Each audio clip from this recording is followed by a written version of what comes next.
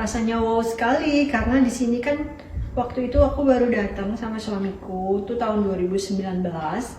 Jadi aku nggak pernah punya anak sebelumnya. Jadi itu anak pertama aku dan suamiku juga anak pertama.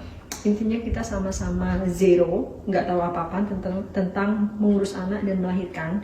Jadi sangat berat waktu itu karena aku harus sesar. Jadi anaknya tuh nggak mau keluar gitu. Terus dokter menyarankan buat sesar dan akhirnya aku sesar guys. Terus ya sesar itu kan sakit ya, jadi selama sebulan tuh aku jalannya rada pincang-pincang gitu kalau misalnya kehabisan obat.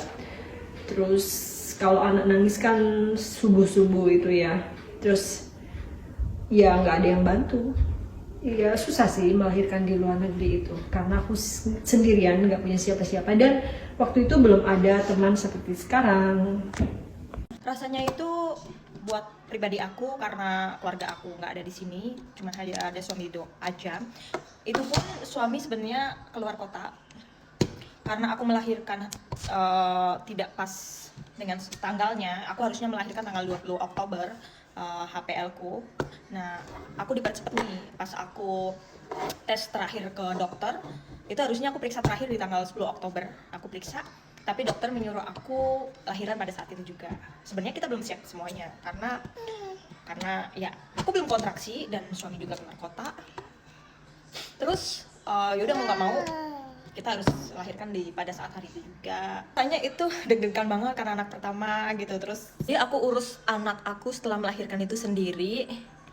Di tengah malam bayi itu bangun juga aku, karena aku nggak mau ganggu suami aku kerja mulai dari jam 5, jadi aku nggak mau ganggu istirahat dia, jadi aku harus siap siaga sendiri semuanya. Tapi di 2 bulan pertama melahirkan kita manggil cleaning untuk bantu-bantu aku meringankan pekerjaan rumah. Terus masak aku masih tetap masak, sometimes kalau aku lazy baru order.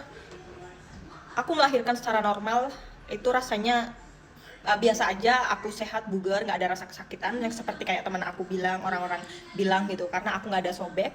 Ya syukurlah aku dikasih sehat dan nggak ada rasa sakit apapun, aku bersyukur banget. Suka dukanya itu di sini apa-apa mahal ya, jadi barang-barang itu sangat mahal sekali kalau di sini. Kalau di Indonesia kan terjangkau gitu, terus di sini tuh nggak ada pembantu, jadi semua dikerjakan sendiri guys. Terus tetangga itu juga orangnya cuek-cuek ya, jadi kita itu nggak bisa bersosialisasi dengan tetangga seperti di Indonesia.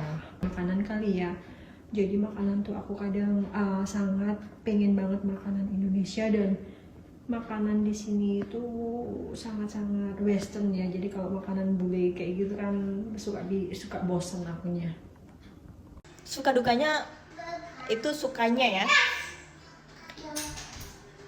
hidup di Australia itu banyak tempat yang free, kalau kita mau kemanapun itu nggak bayar.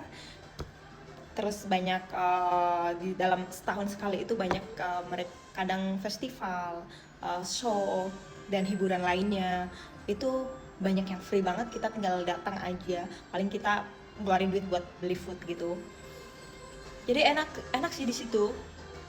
Terus fasilitas kayak park juga free. Nggak enaknya itu makanan sih.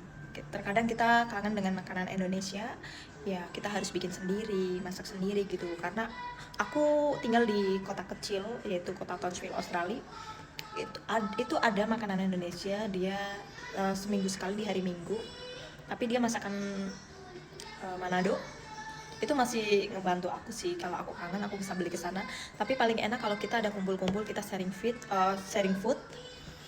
baru kita merasakan makanan tradisi Indonesia gitu. Ada beberapa teman yang bikin kadang kue, makanan-makanan tradisional gitu.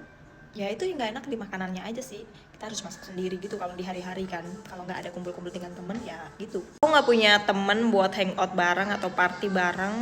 Misalkan ada festival musik di musim summer, itu aku nggak bisa pergi sendiri, dan suami aku juga nggak suka seperti itu, dan kita juga nggak bisa bawa anak, jadi ya mau nggak mau aku nggak pergi gitu.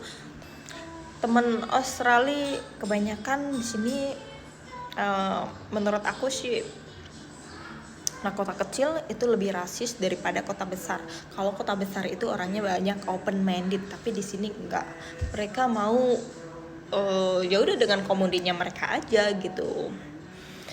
So far aku seneng sih, enjoy dengan hidupku sendiri, karena aku di Jakarta juga nggak banyak temen. Aku selalu kemana-mana sendiri, temen aku ya cuman itu doang kalau hangout. Tapi di sini nggak ada, karena di sini kebanyakan kehidupan yang udah berumah tangga, jadi nggak suka lagi begitu-begitu. Terus ya hobinya juga beda.